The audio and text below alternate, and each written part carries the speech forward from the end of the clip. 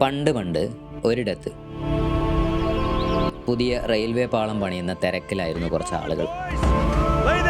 അങ്ങനെ ഇരിക്കെ ഒരു ദിവസം വഴിയിൽ വലിയൊരു പാറ തടസ്സമായിട്ട് നിൽക്കുന്നു.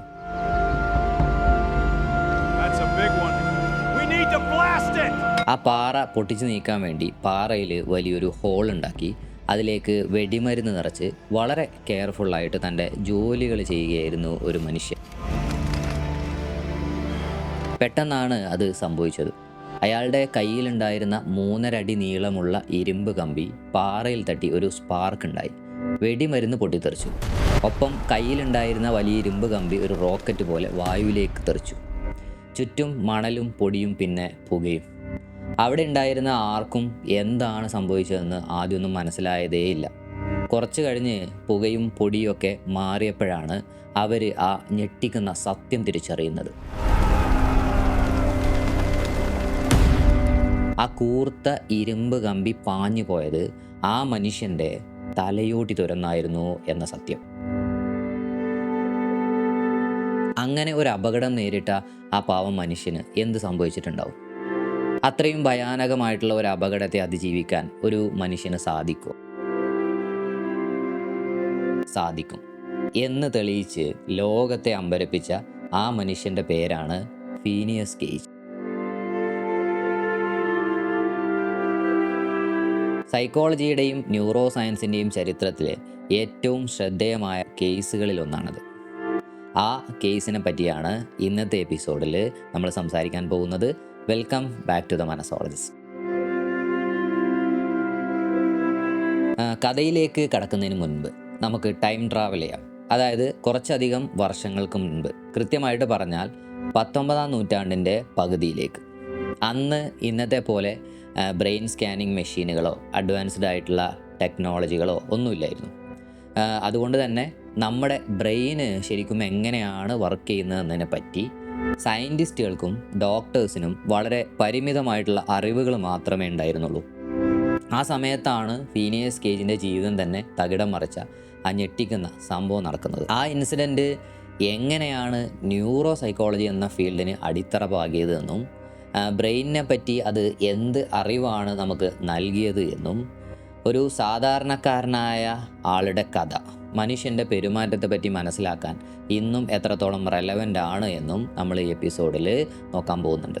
തുടർന്നും ആ അപകടത്തെക്കുറിച്ച് കൂടുതൽ അറിയാൻ ആഗ്രഹമുള്ളവർക്കായിട്ട് റെഫറൻസസ് ഈ വീഡിയോയുടെ ഡിസ്ക്രിപ്ഷനിൽ നൽകിയിട്ടുണ്ട്. അതുപോലെ ഫീനിയസ് ഗേജിൻ്റെ ഈ അപകടവുമായിട്ട് ബന്ധപ്പെട്ട റിയൽ ഫോട്ടോസ് ഇതിൻ്റെ അവസാനവും കൊടുത്തിട്ടുണ്ട്. അപ്പോൾ നമുക്ക് ഗേജ് ആരായിരുന്നു എന്ന് പറഞ്ഞ് തന്നെ തുടങ്ങാം. അദ്ദേഹത്തിന് ശരിക്കും എന്താണ് സംഭവിച്ചത്? അമേരിക്കയിലെ വെർമോണ്ടിൽ റെയിൽവേ ലൈൻ കൺസ്ട്രക്ഷന് നേതൃത്വം നൽകിയിരുന്ന ഒരു 25 വയസ്സുകാരനായ ഫോർമാൻ ആയിരുന്നു ഗേജ്. നന്നായി ഹാർഡ് വർക്ക് ചെയ്യാനുള്ള കഴിവും മികച്ച ഉത്തരവാദിത്ത ബോധവും മാന്യമായ പെരുമാറ്റവും എല്ലാം കൊണ്ട് എല്ലാവർക്കും പ്രിയപ്പെട്ടവനായിരുന്നു അദ്ദേഹം. ഒരു മികച്ച ലീഡർ എന്നതിലുപരി ഒരു ജോലി വിശ്വസിച്ചേൽപ്പിക്കാവുന്ന വ്യക്തി എന്ന നിലയിൽ എല്ലാവരും ഗേജിനെ ബഹുമാനിച്ചിരുന്നു. എന്നാൽ അദ്ദേഹത്തിൻ്റെ ജോലി വളരെ അപകടം പിടിച്ചൊരു പണിയായിരുന്നു. പാറകൾ പൊട്ടിച്ച് റെയിൽവേ ലൈനിന് വഴിയൊരുക്കുക. അതിനായിട്ട് പാറയിൽ വലിയൊരു ഹോള് ഡ്രില്ല് ചെയ്ത് വെടിമരുന്ന് നടക്കണം. പിന്നെ ഒരു ഫ്യൂസ് വെച്ച് മണലിട്ട് മൂടിയ ശേഷം ടാമ്പിംഗ് അയൺ എന്ന് വിളിക്കുന്ന ഏകദേശം 3.5 അടി നീളമുള്ള ഒരു വലിയ ഇരുമ്പ് കമ്പി ഉപയോഗിച്ച് അതെല്ലാം അമർത്തി സെറ്റാക്കണം. അങ്ങനെ ഒരു ദിവസം, അതായത് 1848 സെപ്റ്റംബർ മാസം 13-ാം തീയതി പതിവ് പോലെ പാറ പൊട്ടിക്കാനുള്ള തിരക്കിലായിരുന്നു ഗേജ്. പാറയിൽ വെടിമരുന്ന് നിറച്ച ശേഷം ആ കമ്പി ഉപയോഗിച്ച് പാക്ക് ചെയ്തുകൊണ്ടിരിക്കുന്നതിനിടയിൽ എന്തോ ഒന്ന് സംഭവിച്ചു. അവിടെ വലിയൊരു പൊട്ടിത്തെറിയാണ് ഉണ്ടായത്. ഗേജിൻ്റെ കയ്യിലിരുന്ന ആ വലിയ ഇരുമ്പ് കമ്പി ഒരു റോക്കറ്റ് പോലെ മുകളിലേക്ക് തെറിച്ചു. ഏകദേശം 80 അടിയോളം ദൂരെ അത് തെറിച്ചു പോയി എന്നാണ് പറയപ്പെടുന്നത്. അതും ഗേജിൻ്റെ തലയിലൂടെയാണ് പോയത്. കൃത്യമായി പറഞ്ഞാൽ ഗേജിൻ്റെ ഇടത് കവിള് തുരന്ന് ഇടത് കണ്ണിൻ്റെ പിറകിലൂടെ ബ്രെയിനിൻ്റെ മുൻഭാഗം തകർത്ത് തലയോട്ടി തുരന്നാണ് അത് പാഞ്ഞത്. ആലോചിച്ച് നോക്കണം, നിങ്ങളുടെ തള്ളവിരലിനേക്കാൾ വണ്ണുള്ള ഒരു ഇരുമ്പ് കമ്പി ഇത്രയും സ്പീഡിൽ തലയിലൂടെ കയറിയാൽ സാധാരണഗതിയിൽ അപ്പം തന്നെ മരണം സംഭവിക്കേണ്ടതല്ലേ? എന്നാൽ അന്ന് അവിടെ നടന്നത് അതൊരു അത്ഭുതമായിരുന്നു. ഗേജ് മരിച്ചില്ല എന്ന് മാത്രമല്ല, മിനിറ്റുകൾക്കുള്ളിൽ തന്നെ അയാൾ എഴുന്നേറ്റിരുന്ന് സംസാരിക്കുകയും ചെയ്തു. ഇതൊക്കെ കണ്ട കൂടെയുള്ളവർ പേടിച്ച് അയാളെ ഉടനെ ഡോക്ടർ ജോൺ മാർട്ടിൻ ഹാർലോയുടെ അടുത്തേക്ക് കൊണ്ടുപോയി. ഡോക്ടറെ കണ്ടപ്പോൾ വളരെ കൂളായിട്ട് ഗേജ് പറഞ്ഞത് എന്താണെന്നറിയോ? Doctor, here is business enough for you. ഡോക്ടറെ, നിങ്ങൾക്കിവിടെ അത്യാവശ്യം പണിയുണ്ട് കേട്ടോ എന്ന്. ഗേജിൻ്റെ തലയിലെ ആ മുറിവിനെ പറ്റി പിന്നീട് ഹാർലോ തൻ്റെ റിപ്പോർട്ടിൽ കുറിച്ചത് ഇങ്ങനെയായിരുന്നു: I passed in the index finger its whole length without the least resistance in the direction of the wound in the cheek which received the other finger in like manner. യാതൊരുവിധ തടസ്സവും ഇല്ലാതെ എൻ്റെ ചൂണ്ടുവിരൽ അത് മുഴുവനായിട്ടും ആ മുറിവിലൂടെ എനിക്ക് ഉള്ളിലേക്ക് കടത്താൻ സാധിച്ചു. അതുപോലെ തന്നെ കവിളിലെ മുറിവിലൂടെ മറ്റൊരു വിരലും ഞാൻ ഉള്ളിലേക്ക് പ്രവേശിപ്പിച്ചു. തലയ്ക്കുള്ളിൽ വെച്ച് എൻ്റെ 2 വിരലുകളും തമ്മിൽ പരസ്പരം സ്പർശിക്കുന്നുണ്ടായിരുന്നു. ഈ വാക്കുകളിൽ നിന്ന് തന്നെ അത് എത്ര വലിയൊരു ഡാമേജ് ആയിരിക്കുമെന്ന് നമുക്ക് ഊഹിക്കാവുന്നതാണ്. ശരിക്കും ഡോക്ടർ ഹാർലോ അമ്പരന്ന് പോയിരുന്നുവെങ്കിലും അദ്ദേഹം വളരെ ശ്രദ്ധയോടെ തന്നെ ഗേജിൻ്റെ മുറിവുകൾ പരിശോധിക്കുകയും എല്ലിൻ്റെ ഭാഗങ്ങളൊക്കെ നീക്കം ചെയ്ത് ആ മുറിവ് ഡ്രസ്സ് ചെയ്യുകയൊക്കെ ചെയ്തു. ഈ സംഭവത്തെക്കുറിച്ച് മസാച്യുസെറ്റ് മെഡിക്കൽ സൊസൈറ്റിയുടെ 1862 റിപ്പോർട്ടിൽ ഡോക്ടർ ഹാർലോ ഇതിനെക്കുറിച്ച് വളരെ ഡീറ്റെയിൽഡ് ആയിട്ട് എഴുതിയിട്ടുണ്ട്. 19ാം നൂറ്റാണ്ടിലെ മെഡിക്കൽ ഹിസ്റ്ററിയിലെ തന്നെ ഏറ്റവും അമ്പരപ്പിക്കുന്ന രേഖകളിൽ ഒന്നായിരുന്നു ആ റിപ്പോർട്ട്. ആ അപകടത്തെ തുടർന്ന് മുറിവിൽ ഇൻഫെക്ഷൻ വന്ന് കുറച്ചു കാലം ഗേജ് മരണത്തോട് മല്ലിട്ടുവെങ്കിലും അദ്ദേഹം റിക്കവറായി. ഇടത് കണ്ണിൻ്റെ കാഴ്ച പോയതൊഴിച്ചാൽ അയാൾക്ക് നടക്കാനും സംസാരിക്കാനും കാര്യങ്ങൾ ഓർത്തെടുക്കാനും ഒക്കെ കഴിയുമായിരുന്നു. എന്നാൽ ഈ കഥയിലെ യഥാർത്ഥ ട്വിസ്റ്റ് ഇതൊന്നും ആയിരുന്നില്ല. ആ കണ്ണിൻ്റെ പ്രശ്നമൊഴിച്ചാൽ പുറമേ നോക്കുമ്പോൾ ഗേജ് പഴയ ഗേജ് തന്നെ ആയിരുന്നു. എന്നാൽ ഉള്ളിൻ്റെ ഉള്ളിൽ ഗേജ് ആ പഴയ ഗേജ് അല്ലാതായി മാറിയിരുന്നു. മുൻപുണ്ടായിരുന്ന ആ സ്നേഹമുള്ള എല്ലാവരെയും ബഹുമാനിച്ചിരുന്ന ഹാർഡ് വർക്കിംഗ് ആയ ആ വ്യക്തിയുടെ പെരുമാറ്റം തീർത്തും വ്യത്യസ്തമായിരുന്നു. പണ്ടുണ്ടായിരുന്ന ആ പക്വതയൊക്കെ അങ്ങോട്ട് പോയി വളരെ ഇമ്പൾസീവായ ഒരു കുഞ്ഞിനെ പോലെ പെരുമാറുന്ന സ്വഭാവത്തിലേക്ക് അദ്ദേഹം മാറിയിരുന്നു. ആളുകളോട് വളരെ പരുക്കനായിട്ടും ബഹുമാനമില്ലാതെയും പെരുമാറുന്നതായിരുന്നു അദ്ദേഹത്തിൻ്റെ പുതിയൊരു രീതി. മറ്റുള്ളവരെ നിരന്തരം ചീത്ത വിളിക്കുന്ന ഒരു ശീലം അദ്ദേഹത്തിൽ പ്രകടമായി തുടങ്ങി. സമൂഹത്തിൽ എങ്ങനെ പെരുമാറണം എന്ന ബോധം പൂർണ്ണമായിട്ടും ഇല്ലാതായതുപോലെ. അതോടൊപ്പം തന്നെ കാര്യങ്ങൾ മുൻകൂട്ടി പ്ലാൻ ചെയ്യാനുള്ള കഴിവും അദ്ദേഹത്തിന് നഷ്ടപ്പെട്ടിരുന്നു. ഒരു ദിവസം വലിയ പ്ലാനുകളൊക്കെ ഇടുകയും പിറ്റേന്ന് അത് ഉപേക്ഷിക്കുകയും ചെയ്യുന്ന ഒരവസ്ഥയായി. അതുകൊണ്ട് തന്നെ ഒരു ജോലിയിലും സ്ഥിരമായിട്ട് നിൽക്കാൻ അദ്ദേഹത്തിന് പിന്നീട് കഴിഞ്ഞിരുന്നില്ല. ഇമോഷൻസിനെ കൺട്രോൾ ചെയ്യാനും അദ്ദേഹത്തിന് സാധിക്കാതെയായി. പെട്ടെന്ന് സന്തോഷിക്കുന്നയാൾ യാതൊരു കാരണവുമില്ലാതെ ദേഷ്യപ്പെടും. ഉത്തരവാദിത്ത ബോധം തീരെ ഇല്ലാത്ത ഒരാളായിട്ടും ഗേജ് മാറി. പണ്ട് ജോലിയിൽ വളരെ വിശ്വസ്തനായിരുന്ന ഫീനിയസിനെ പിന്നീട് ആർക്കും ജോലിക്ക് വെക്കാൻ പറ്റാത്ത ഒരു സാഹചര്യത്തിലേക്ക് എത്തി. ഡോക്ടർ ഹാർലോ പറഞ്ഞതുപോലെ ഗേജ് ആ പഴയ ഗേജ് ആയിരുന്നില്ല. ഇത് തന്നെയാണ് ഗേജിൻ്റെ ഫ്രണ്ട്സും പറഞ്ഞത്. Gage was no longer gauge.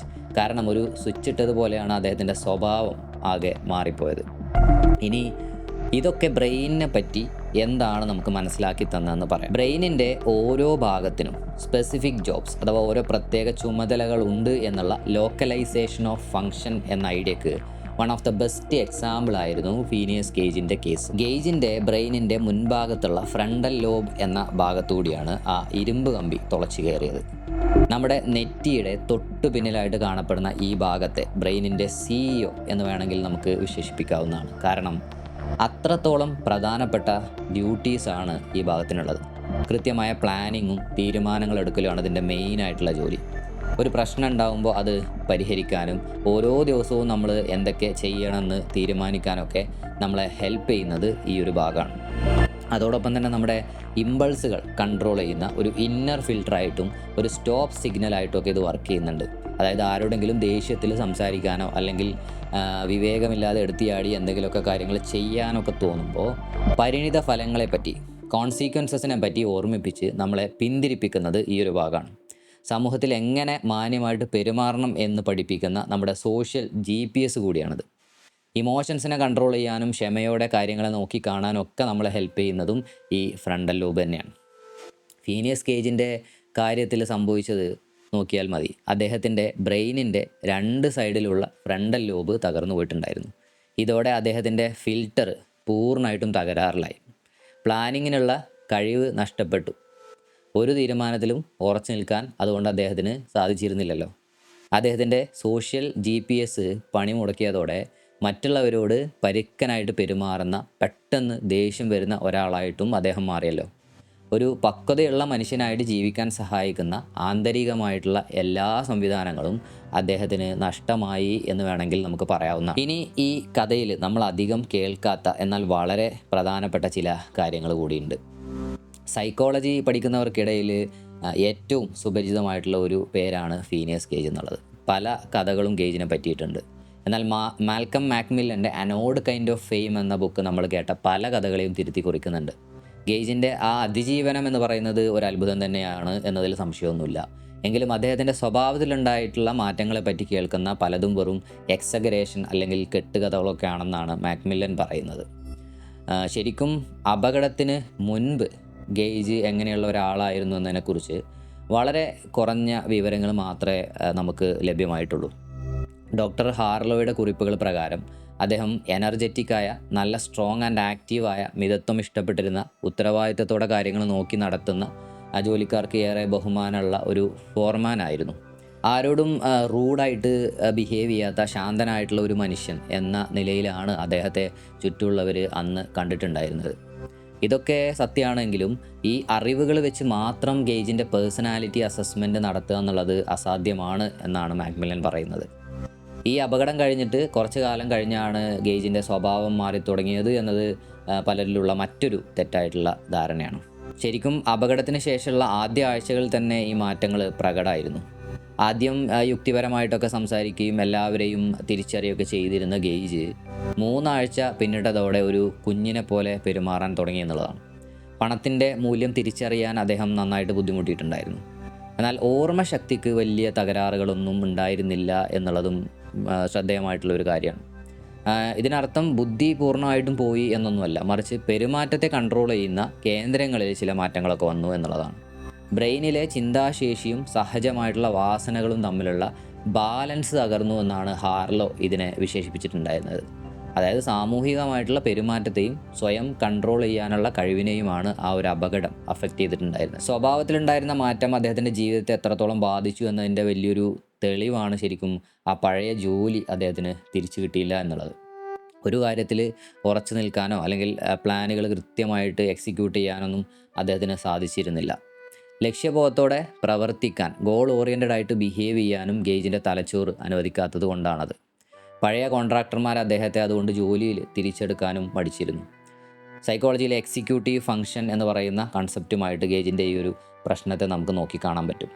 അപകടത്തിന് ശേഷം ഗേജ് പിന്നീട് ഒരിക്കലും ജോലി ചെയ്തില്ല എന്നത് മറ്റൊരു കെട്ടുകഥയാണ് കേട്ടോ. കുറച്ചു കാലം ന്യൂ ഇംഗ്ലണ്ടിൽ സ്വന്തം കഥകൾ പറഞ്ഞും മറ്റും നടന്നിരുന്ന ഗേജ് ബാർണം മ്യൂസിയത്തിൽ ആ ഇരുമ്പ് കമ്പിയും പിടിച്ച ഒരു പ്രദർശന വസ്തുവായിട്ട് ഇരുന്നിട്ടുണ്ട്. അതിനുശേഷം ന്യൂ ഹോംഷെയറിൽ 1.5 വർഷത്തോളം അദ്ദേഹം ജോലി ചെയ്തു. പിന്നീട് ചിലിയിലേക്ക് പോവുകയും അവിടെ ദീർഘദൂരം കുതിരവണ്ടികൾ ഓടിക്കുന്ന ജോലി 7 വർഷത്തോളം ചെയ്യുകയും ചെയ്തു. അതിൽ 6 കുതിരകളെ ഒരേ സമയം കൺട്രോൾ ചെയ്യേണ്ട ആവശ്യമുണ്ടായിരുന്നു. അതിന് നല്ല ശ്രദ്ധയും കായികക്ഷമതയും ഓർമ്മശക്തിയും ഒക്കെ അത്യാവശ്യമാണല്ലോ. അതുകൊണ്ട് തന്നെ അദ്ദേഹം പൂർണ്ണമായിട്ടും തകർന്നു പോയ ഒരാളായിരുന്നു എന്ന് പറയുന്നത് ശരിയല്ല. പിന്നീട് കാലിഫോർണിയയിൽ എത്തിയതോടെ ഗേജിൻ്റെ ആരോഗ്യം വല്ലാതെ ക്ഷയിച്ചു തുടങ്ങിയിരുന്നു.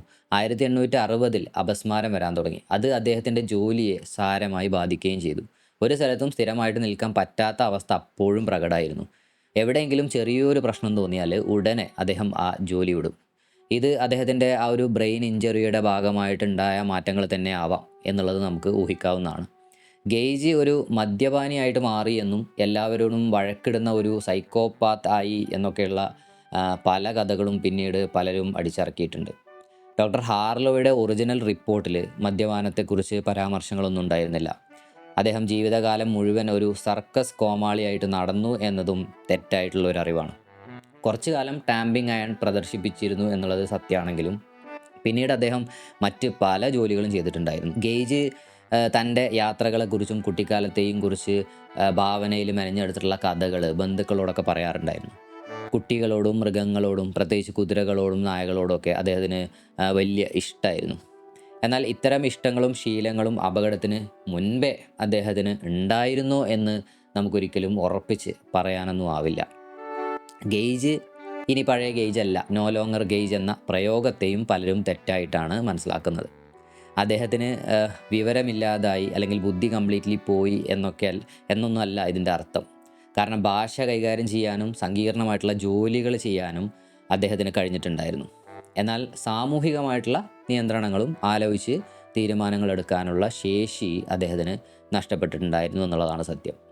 ഇത് ശരിക്കും നമ്മളെ സംബന്ധിച്ചിടത്തോളം വലിയൊരു പാടാണ്. ബ്രെയിൻ ഇഞ്ചുറി എന്ന് പറഞ്ഞാൽ അത് ഈ ഗേജിൻ്റെ കേസിൽ നമ്മൾ നോക്കിയാൽ പേഴ്സണാലിറ്റിയുടെ കൺട്രോൾ നഷ്ടപ്പെടലാണ്. മാക്മില്ലൻ്റെ ബുക്ക് നൽകുന്ന മെസ്സേജ് എന്താണെന്ന് ചോദിച്ചു കഴിഞ്ഞാൽ, ഗേജിൻ്റെ കഥയെ നമ്മൾ വെറൊരു അത്ഭുതമായിട്ട് കാണാതെ അതിൻ്റെ സയൻറ്റിഫിക് ആയിട്ടുള്ള ആസ്പെക്റ്റുകൾ തിരിച്ചറിയാണ് വേണ്ടതെന്നുള്ളത്. അപകടത്തിന് ശേഷമുള്ള വർഷങ്ങളിൽ ഗേജിന് അപസ്മാരം അഥവാ ഫിറ്റ്സ് വരാൻ തുടങ്ങിയിരുന്നു എന്ന് നേരത്തെ പറഞ്ഞല്ലോ. അങ്ങനെ കൃത്യം 12 വർഷങ്ങൾക്ക് ശേഷം 1860 തുടർച്ചയായിട്ട് അപസ്മാരം വന്നാണ് ഗേജ് മരിക്കുന്നത്. തലച്ചോറിലേറ്റ പഴയ മുറിവുകൾ തന്നെയായിരുന്നു അതിന് കാരണം. വർഷങ്ങൾക്ക് ശേഷം ഡോക്ടർ ഹാർലോ ഗേജിൻ്റെ തലയോട്ടി പുറത്തെടുത്തിട്ട് പഠനങ്ങളൊക്കെ നടത്തിയിട്ടുണ്ടായിരുന്നു.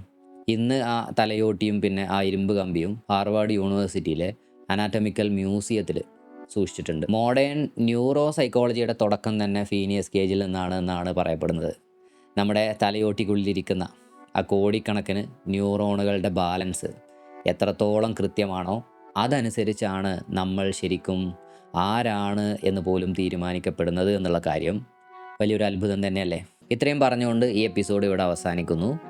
മനുഷ്യൻ്റെ മനസ്സിനെയും പെരുമാറ്റത്തെയും പറ്റിയുള്ള ഇത്തരം കൗതുകകരമായിട്ടുള്ള അറിവുകൾ തുടർന്നും ലഭിക്കാൻ ഈ ചാനൽ സബ്സ്ക്രൈബ് ചെയ്യുന്നതിനെ പറ്റി ആലോചിക്കാൻ മറക്കരുത്. വീണ്ടും കാണാം. Thank you for watching.